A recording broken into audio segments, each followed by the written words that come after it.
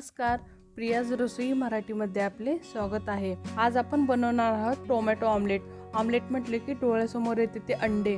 इथे आपण अंड्यांचा वापर न करता हे ऑमलेट तयार करणार आहोत। टोमॅटोचा वापर करून आपण हे ऑमलेट बनवणार आहोत। यालाच टोमॅटो दिडे म्हटले तरीही चालेल। चला तर मग पाहूया यासाठी कोणकोणते साहित्य घेतले। इथे आपण 1 वाटी बेसन पीठ घेतले आहे, 1 मोठ्या साईजचा टोमॅटो बारीक चिरून घेतलेला आहे, कोथिंबीर घेतली आहे, त्यात घालण्यासाठी चवीनुसार मीठ घेतलं आहे, मिरचीचे काप करून घेतलेले आहेत, 1 चमचा तांदळाचे पीठ घेतले आहे, अर्धा चमचा ओवा घेतला आहे। चला तर मग आता आपण सुरुवात करूयात। सर्वात आधी आपण बॅटर तयार करून घेऊयात। सर्वात आधी आपण भांड्यामध्ये डाळीचं पीठ घेऊयात। घेतलेले सर्व साहित्य आता आपण पिठामध्ये घालून घेऊयात। त्यामध्ये बारीक चिरलेली कोथिंबीर घालून घ्यायची, बारीक चिरलेला टोमॅटो घालायचा, टोमॅटो बारीक चिरून घ्यायचा। इथे आपण टोमॅटोचा भरपूर वापर केलेला आहे। तसेच त्यामध्ये घेतलेला ओवा हातावरती चोळून घालायचा, त्यामुळे ओव्याचा सुवास त्यामध्ये उतरतो। ओवा घालून झाला की त्यामध्ये चवीनुसार मीठ घालायचं। तसेच त्यामध्ये मिरचीचे काप पण घालून घ्यायचे।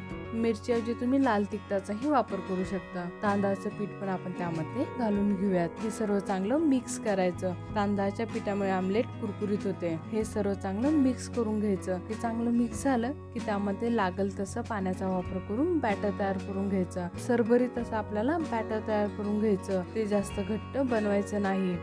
बॅटर थोडंसं घट्ट झालेलं आहे। बॅटर घट्ट झालेलं आहे त्यामुळे आपण थोडंसं पाण्याचा वापर केलेला आहे। आपलं बॅटर बनवून तयार झालेलं आहे। आता आपण ऑमलेट तयार करायला घेऊयात। तवा गरम झालेला आहे। आता आपण त्यावरती थोडंसं तेल घालून घेऊयात। तव्यावरती तेल टाकल्यामुळे ते खाली चिटकत नाही। तयार केलेलं बॅटर एकदा चांगलं मिक्स करून घ्यायचं आणि ते बॅटर आता तव्यावरती घालून घेऊयात।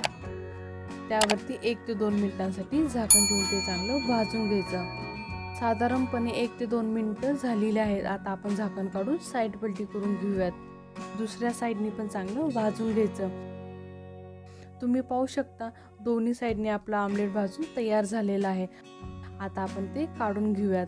अशा प्रकारे झटपट असं आपलं टोमॅटो ऑमलेट बनवून तयार झालेलं आहे। त्यामध्ये आपण बिलकुल अंड्याचा वापर केलेला नाही। टोमॅटो ऑमलेट आपण जेवणासोबत, नाश्त्याला किंवा स्नॅक्सला पण खाऊ शकतो। आजचा जर व्हिडिओ तुम्हाला आवडले, चॅनलला लाईक करा, शेअर करा आणि सबस्क्राईब करा। धन्यवाद।